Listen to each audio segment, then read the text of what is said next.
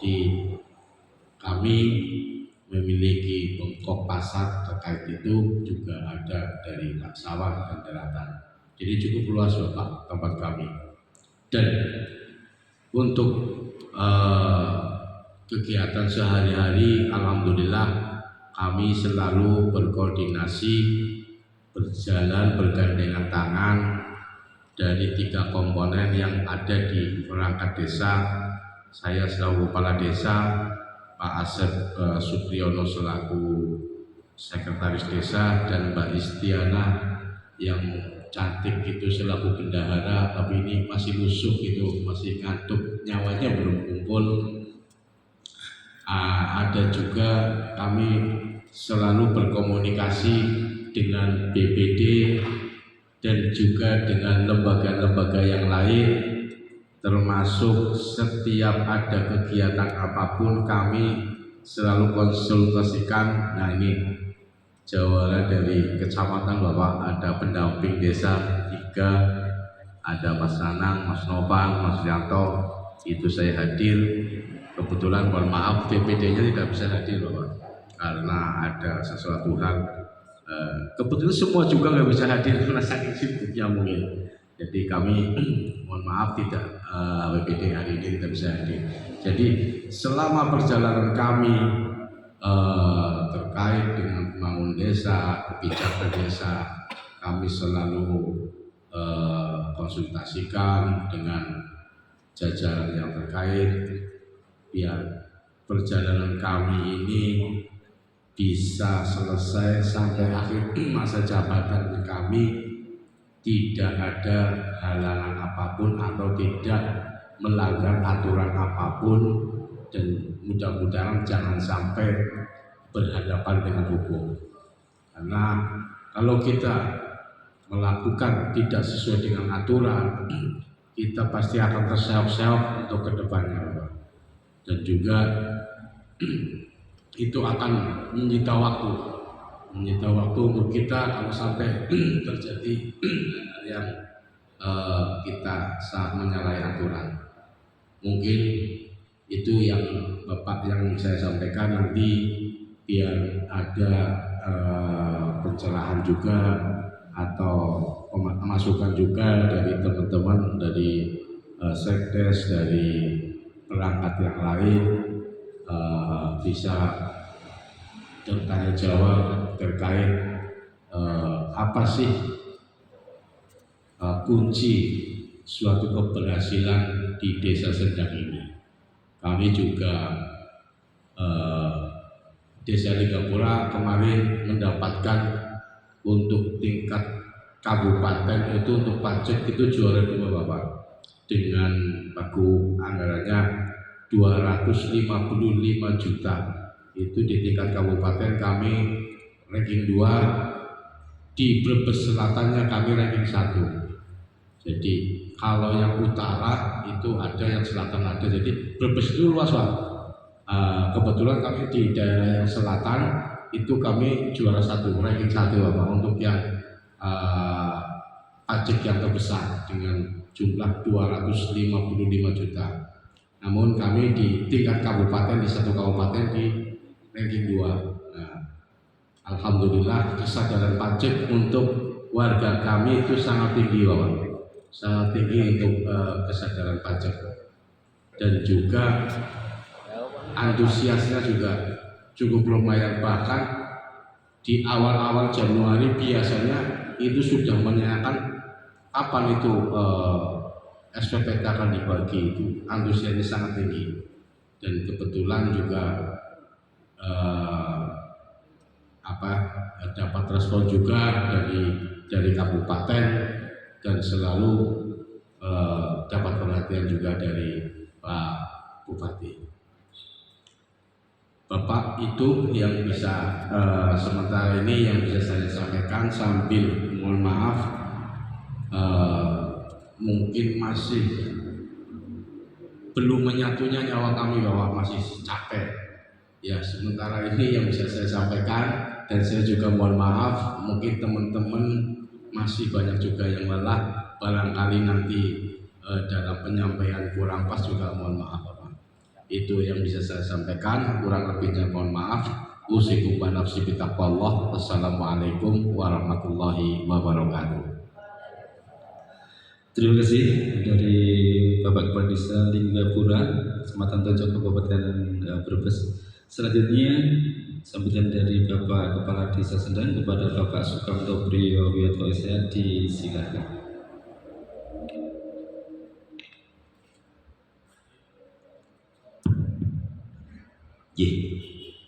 Terima kasih atas kesempatan dan waktunya. Bismillahirrahmanirrahim. Assalamualaikum warahmatullahi wabarakatuh. Selamat siang dan salam sejahtera bagi kita semua. Puji syukur alhamdulillah, pada kesempatan siang yang berbahagia ini kita semua dapat berkumpul bersilaturahim dalam rangka kita belajar bersama, evaluasi bersama terkait implementasi regulasi yang datang ke setiap desa kita. Yang terhormat Kepala Desa Linggapura, beliau Bapak Muhammad Mustaqim. Yang kami hormati Sekretaris Desa Linggapura, beliau Pak Asep Supriyo. Yang kami hormati dan tentunya kami banggakan pendamping setia, pendamping desa. Yang kami hormati seluruh peserta rombongan dari Linggapura, ada kasih kaul yang tidak dapat saya sebutkan satu persatu. Yang saya hormati dan yang saya cintai, perangkat desa dan staf desa Sendang. Sebelum saya menyampaikan paparan, terlebih dahulu marilah rasa syukur kita panjatkan bersama kehadirat Allah Subhanahu wa Ta'ala. Semoga acara ini nanti kita selalu mendapatkan rahmat dan hidayah. Selanjutnya Bapak dan Ibu Berarabu, sebagai pribadi dan atas nama masyarakat Desa Sendang menghaturkan ucapan selamat datang kepada panjenengan semua. Bapak Ibu, kata beliau Pak Kepala Desa Linggapura agak ngantuk-ngantuk dikit. Untuk itu monggo kita minum kopi dulu, kita tidak. Bapak Ibu sekalian yang kami hormati, izinkan saya Sukamto Priyo Wiyoto, Kepala Desa Sendang, periode 2018-2024 menyampaikan sedikit paparan dan gambar yang mana kita awali dari sejarah. Sebelum saya mencalonkan diri sebagai kandidat kepala desa, tertentu mempunyai suatu impian.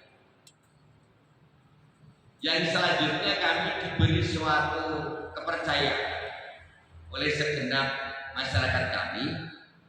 Selanjutnya kami membuat suatu visi dan misi yang kami tuangkan ke dalam RPG. Impian saya sederhana Bapak dan Ibu.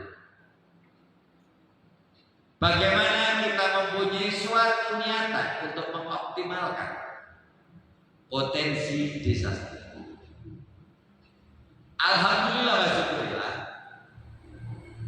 pada tanggal 27 Desember tepatnya 2018, sebagai pribadi dilatih oleh beliau Bupati Wonogiri untuk melaksanakan pemerintah yang ada di desa Sendang. Seiring berjalannya waktu, kami mengikuti segala bentuk kegiatan lomba dan lomba. Lomba dan lomba ini yang kami awali dari misi dan misi, mulai meningkatkan mutu pelayanan kepada segenap masyarakat, memberikan pelayanan yang terbaik kepada masyarakat. Alhamdulillah di tahun 2019 kami mendapatkan juara 1 tingkat Kabupaten Wonogiri terkait lomba desa. Mungkin Bapak Ibu bertanya, lomba desa bagaimana Pak Kades?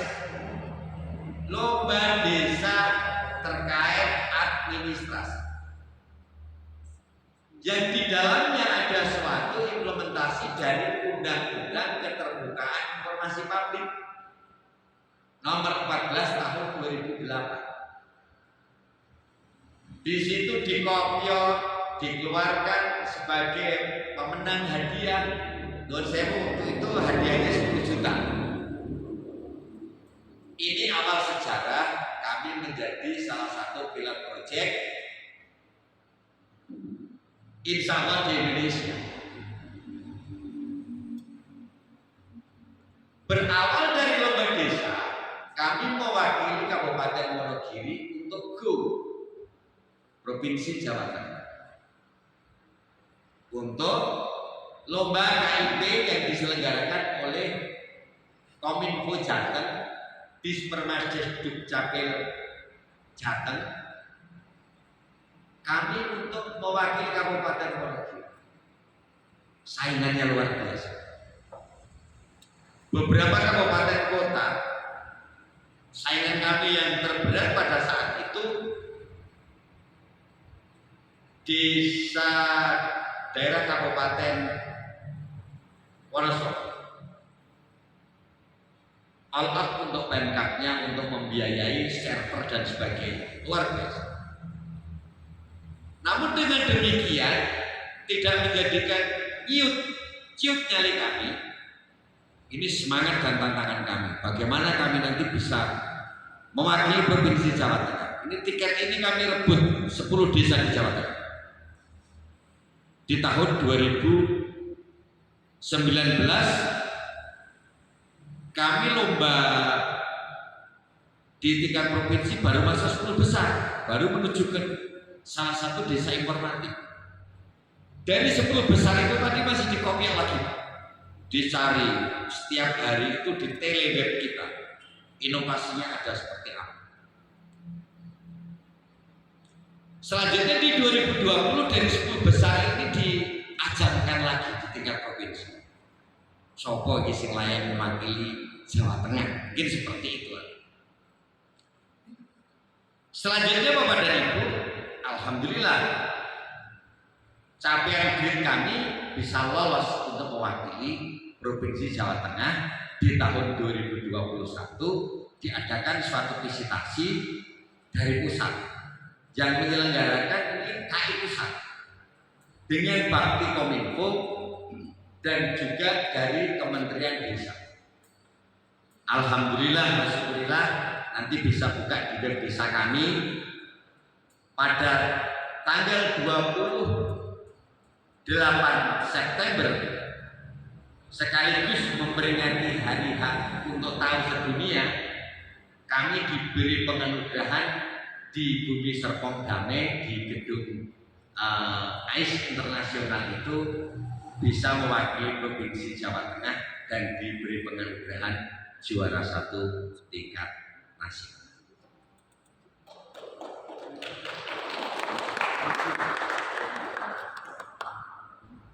Kami tidak berhenti di sini saja, karena sesuai dengan impian ingin mengoptimalkan desa Sendang tersebut.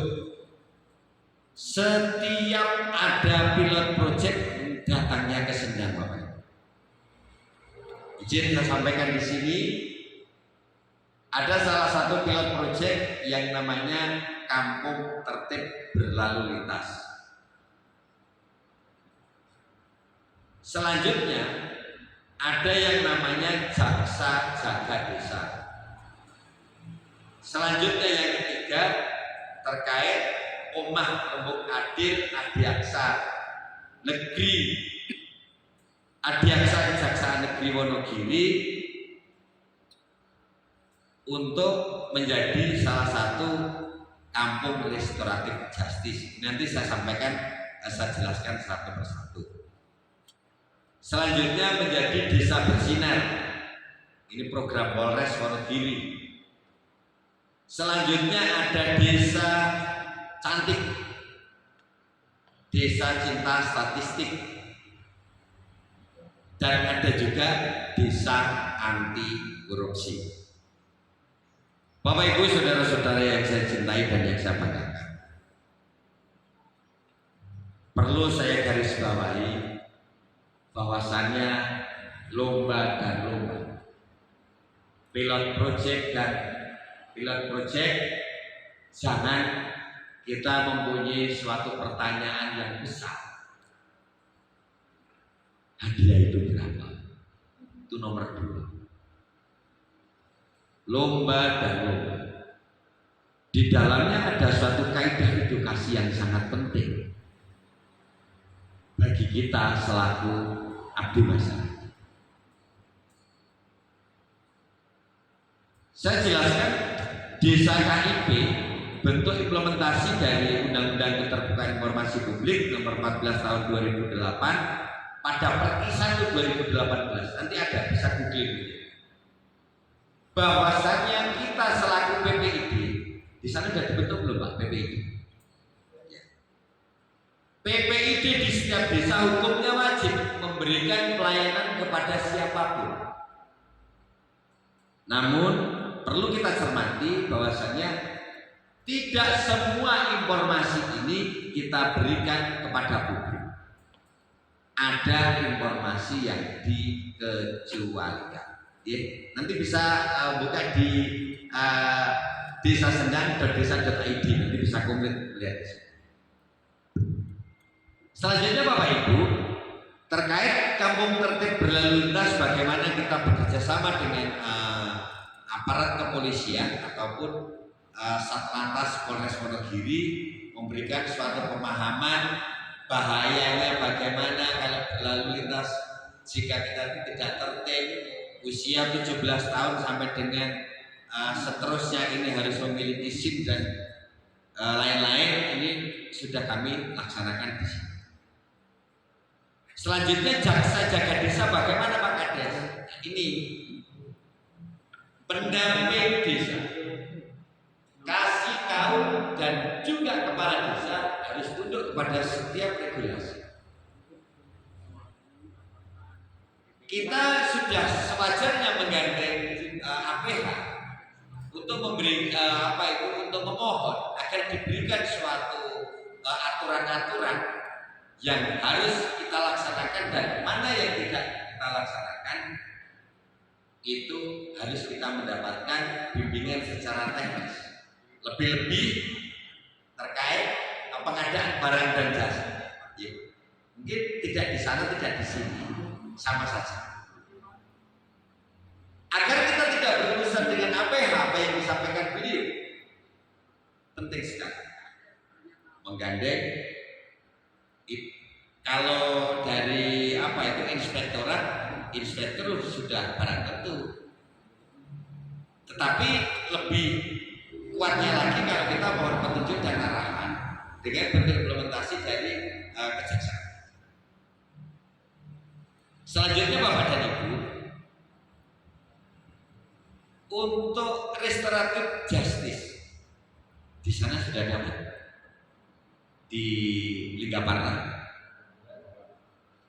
Ya di Linggapura, kalau Linggaparna saja ya kayak di Tasikmalaya aja ini. Linggapura sudah ada sosialisasi. Apa toh itu yang dinamakan di Desa Sendang ada restoratif justice? Jadi kalau diadakan suatu restoratif justice, dikembalikan ke tingkat desa untuk kita lakukan suatu mediasi,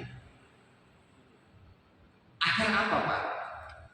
Yang pertama, masyarakat itu sadar tertib akan pidana. Dan yang kedua, jika bisa diselesaikan di tingkat desa ya, itu mengurangi beban negara. Namun dengan demikian restoratif justice ada juga kriteria atau indikatornya, yang mana yang harus kita bawa ke sini, yang mana yang harus diselesaikan ke pengadilan negeri. Contoh, restoratif justice dapat diselesaikan di sini dengan ancaman penyidik di bawah 5 tahun. Selanjutnya yang kedua, kerugian dari korban tidak lebih dari 2.500.000. Dan selanjutnya, tersangka atau pelaku ini belum pernah divonis atau menjadi residivis.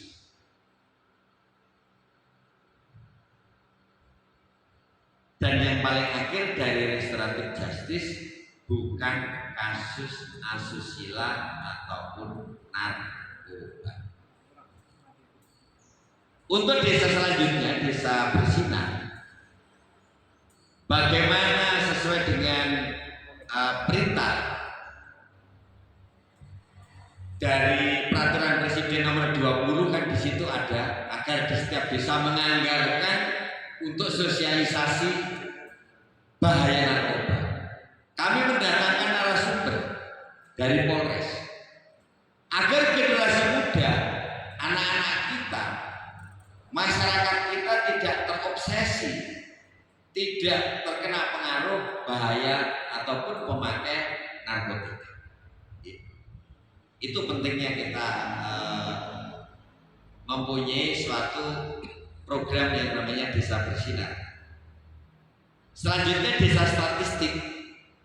Desa cantik ini kita tidak manggil dari tertibnya masyarakat sesuai dengan statistik capaian akte kelahiran dan akte kematian ini, kami belum bisa mencapai di angka 90%. Ngopo Pak, kok akte kelahiran, akte kematian diproses? Ini nanti butuh diskusi yang panjang. Karena apa? Jika setiap warga masyarakat sudah memiliki identitas, kita mau berkunjung kemanapun sudah enak. Misalkan kita mau berangkat umroh di Arab Saudi, yang ditanyakan kan bukan KTP Pak, kampoi kok ngendi? Enggak, minimal paspor dulu, ya kan? Nah paspor ini kan pengurusannya kan harus memakai dengan akte kelahiran. Selanjutnya untuk akte kematian, ini demi kenyamanan kepala desa. Kita nanti sudah purna, lebih dari 6 tahun kita purna, tiba-tiba ada amplop coklat datang ke rumah kita, dipanggil sebagai keterangan saksi, karena pada saat warganya itu membagi harta warisan itu tidak komplit atau tidak disertai dengan akte kematian. Sederhananya seperti itu. Selanjutnya Bapak dan Ibu, yang paling akhir, desa anti korupsi. Ini yang paling penting. Kenapa kok desa ini diadakan namanya desa anti korupsi?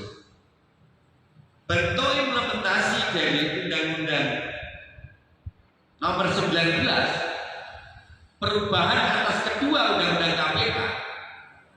Ini penting Pak kita implementasikan, agar para kepala desa ini tidak tersandung masalah OTT. Lebih baik dari APH, dari KPK maksudnya, memberikan suatu edukasi bagaimana kita menjalankan regulasi ini, yang mana desa anti korupsi sendiri sudah ada parameternya. Ada 5 komponen yang dijabarkan atau dikembangkan menjadi 18 indikator, dan di dalamnya sudah ada poin-poin tersendiri. Contoh, apa toh Pak yang dinamakan suap, dan apa toh Pak Kades yang dinamakan gratifikasi? Ini kan penting sekali Pak. Desa mawa cara, negara mawa tata. Di setiap desa ada suatu adat istiadat kearifan lokal sendiri. Kalau semua ini digebyah ya sebagai bentuk gratifikasi, waduh Pak, berat bahaya jadi kepala desa. Untuk itu, sebagai indikator terkait kearifan lokal, salah satunya itu. Kok saya belum bisa terima Pak Kades, seperti apa? Contohnya seperti ini. Yang pakai kacamata itu siapa Pak Kades namanya? Bu Irmawati. Wah, Irmani sekali ini benar. Jabatannya apa Bu? Kaur. Agar kepala desa ini tidak tersandung gratifikasi terkait kearifan lokal, contohnya orang punya hajat. Orang punya hajat. Kalau di Wonogiri bagian timur biasanya pengantin laki pakai seran reksa uang sabiandu itu ya, 10 juta. Kalau di wilayah timur biasanya masih ada 10% kepada aparatur pemerintah desa, entah itu Pak Kandus atau itu Pak Kades yang menerima. 10%-nya kan udah 1 juta. Nah, kalau ini disebut sebagai bentuk gratifikasi, waduh repot Pak, harus mending orang sendiri. Karena itu hukum adat yang sudah berjalan sekian puluh tahun. Untuk itu KPK memberikan suatu maklum agar itu masuk kategori kearifan lokal. Bisa diterima Bapak Ibu? Selanjutnya terkait desa anti korupsi, lebih spesifiknya nanti bisa buka di link di web desa kami. Kalau saya paparkan di sini waktunya nanti kasihan penjelasan. Ya. Bapak Ibu para tamu, yang paling akhir ingin saya sampaikan terkait tata kelola dana desa. Mungkin Bapak dan Ibu tadi kaget ya pada saat melihat di sini pakai bis Mercedes-Benz yang begitu mewah, begitu melihat desa Sendang kok seperti itu. Sudah kumuh, kecil lagi, merah lagi. Nah, ini publik biar paham. Kenapa ya Pak Kades yang begitu maki desanya kok seperti itu? Kami sengaja Pak. Kami sengaja. Kok disengaja bagaimana? Lah nggak ada anggarannya Pak. Kan seperti itu ya. Bagaimana dana desa ini dapat kami alokasikan secara baik? Contohnya kantornya. Kami tidak bangga memiliki halaman yang luas. Kami tidak bangga mempunyai kantor yang tinggal pakai remote AC-nya dingin. Tetapi kami lebih bangga jika dana desa kami alokasikan untuk pembangunan rumah tidak layak huni di sekitar kita. Masa iya Pak Kades? Iya. Jadi kalau kita berbicara dana desa, ini Bupati juga mempunyai kewenangan di sini loh. Kan ada Permendes. Gubernur juga boleh loh cari-cari alokasi dana desa ini harus tepat. Dan pendamping hukumnya wajib loh mengarahkan bagaimana pada saat penyusunan rencana kerja. Untuk itu kantor desa belum kami poles, lebih baik untuk membangun RT. Berapa jumlah rumah yang sudah kami bangun? Selama 5 tahun insya Allah tidak kurang dari 100 rumah yang sudah kami baik menggunakan dana desa ataupun kiprah kami sebagai pejabat politik, walaupun politiknya dalam tanda kutip, kami harus bisa melanglang buana ke Semarang dan kita harus bisa melanglang buana ke Jakarta untuk mendatangkan bagaimana anggaran untuk bedah rumah ini bisa datang atau bisa mengalir secara signifikan. Yang ingin saya sampaikan, kenapa kok Bupati ikut cawe-cawe? Di Wonogiri sendiri ada 251 desa yang itu tunduk semua, bersinergi soulmate dengan Bupati. Ajakan Bupatinya seperti ini, Pak. Ini kalau di Wonogiri. Lo, kalau manggilannya lo gitu, polo gitu, lo. Dana desaku saya minta dianggarkan 300 juta, bawa ke sini. Tetapi sesuai dengan inventarisasi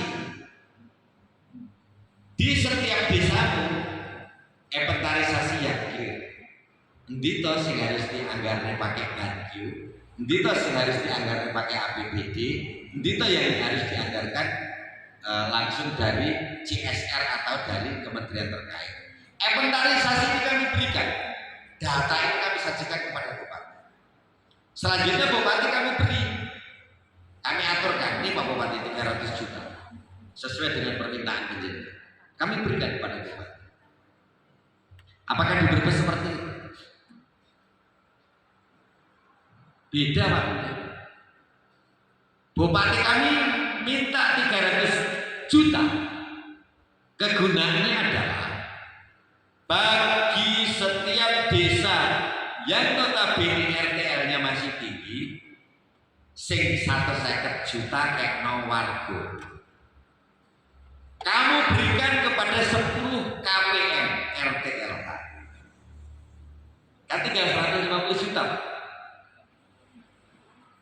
Yang 50 juta saya titip kepada posyandu.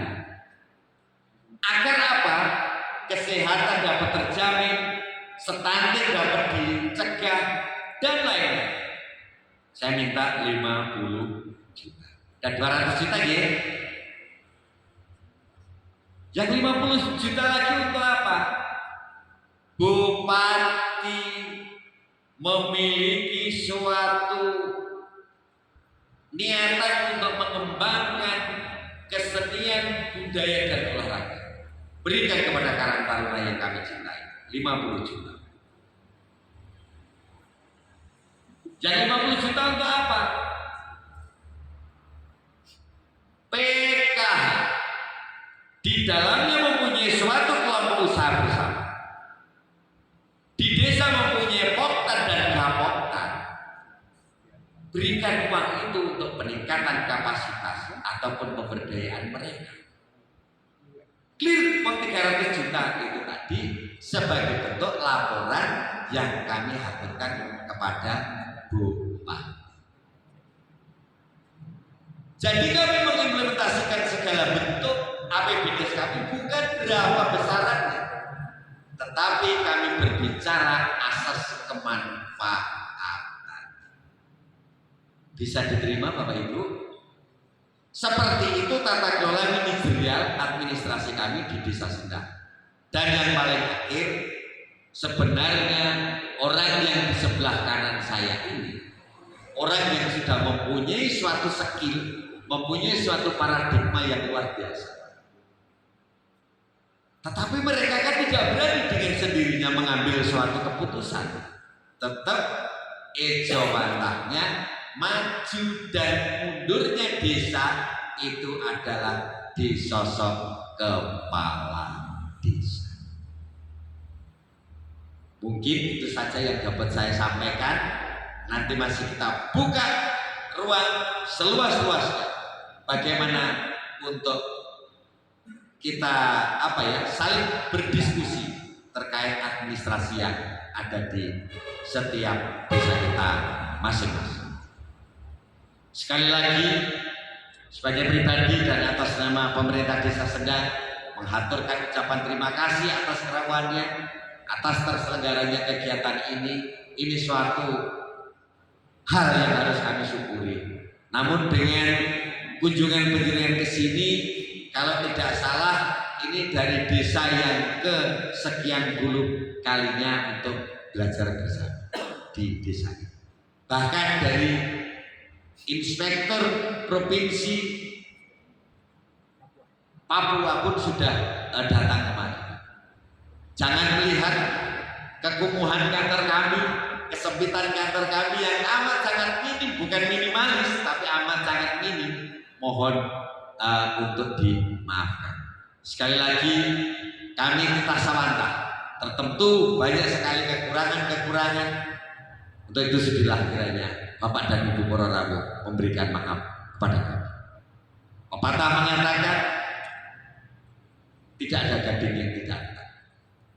Segemu-gemunya ikan pasti ada durinya, dan kosok makselipun sekurus-kurusnya ikan pasti itu ada daging. Kelingapura lewat Salatiga, jangan lupa membeli dulu. Jadi abdi masyarakat yang terbuka itulah baru abdi masyarakat yang paling keren. Kurang lebihnya mohon maaf. Wabillahi taufiq wal hidayah. Wassalamualaikum warahmatullahi